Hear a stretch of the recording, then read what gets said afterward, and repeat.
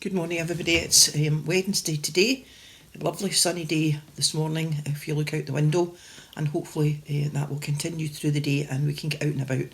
So it's Wednesday today, it's always a busy day. We've got the church service this afternoon, all the Wednesday people, the Wednesday warriors will be coming along this afternoon for our service at 2 o'clock, and then on a Wednesday I send out the newsletter, the West Kirk Weekly. So if you've got anything that you think would like to go on the newsletter, let me know. Any news, anything at all. Always try and put in anything that's happening. And the most important thing that's happening at the minute is that Helen and Moira are doing the kilt walk at the end of this week for Christian Aid. Helen and Moira are our Christian Aid and Tradecraft ladies, and because they realise that, like most charities at the minute, Christian Aid is really struggling, and we would have had things in the church to support Christian Aid as we do every year, and we can't do that. So they are doing the kilt walk. They're walking 10 kilometres, and they've decided to join in with the kilt walk because the Hunter Foundation is increasing everyone's amount that they collect by an extra 50%. So if Moira and Helen do their fundraising through the kilt walk, then they will make an extra half again of what they would have collected. So I do know a number of people in the church have supported them. They've got a page that you can click onto, which I can tell you if you want, but I do know a number of people have left money for them, and it has been given to Helen and or Moira, depending on who's in the church on a Sunday, because they are one of our swapping couples. They come week about in order that more of us can attend church. They have a week about that they come, and I know that people have supported them there too. So if you want to support Helen and Moira with Christian Aid, let me know and I'll make sure that happens. Other than that, there will be a service in Christian Aid Week, which is in May, not all that long, 2 or 3, 4 weeks away maybe, and there will be an opportunity at the church to donate as a retiral offering to Christian Aid. So we'll get you one way or another, is what I'm really telling you. But if you would like to support them, let me know and we'll make sure that can happen. So, been reading, I've had to come up with my own stuff again, my goodness. I've had to use my brain to think, and I've decided to read about Samuel and Saul.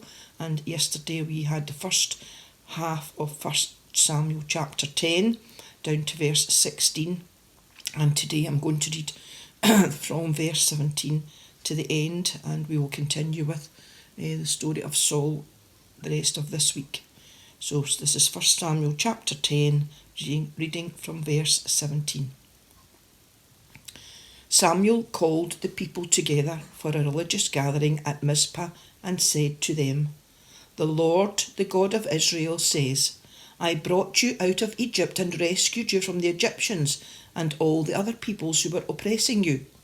I am your God, the one who rescues you from all your troubles and difficulties. But today you have rejected me and have asked me to give you a king. Very well then, gather yourselves before the Lord by tribes and by clans." Then Samuel had each tribe come forward, and the Lord picked the tribe of Benjamin.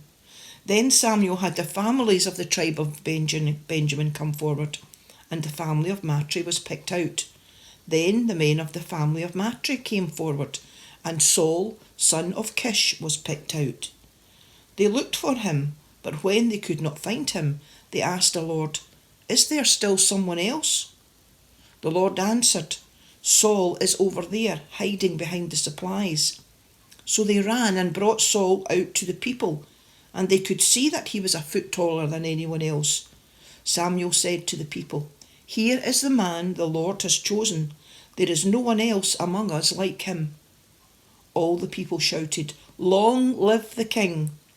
Samuel explained to the people the rights and duties of a king, and then wrote them in a book which he deposited in a holy place. Then he sent everyone home. Saul also went back home to Gibeah. Some powerful men whose hearts God had touched went with him. But some worthless people said, "How can this fellow do us any good?" They despised Saul and did not bring him any gifts.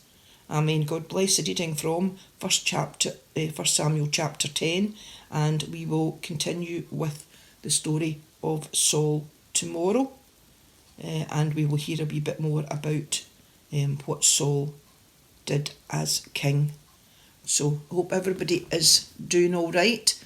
Been to see Sheena, and we're going this afternoon again, hopefully.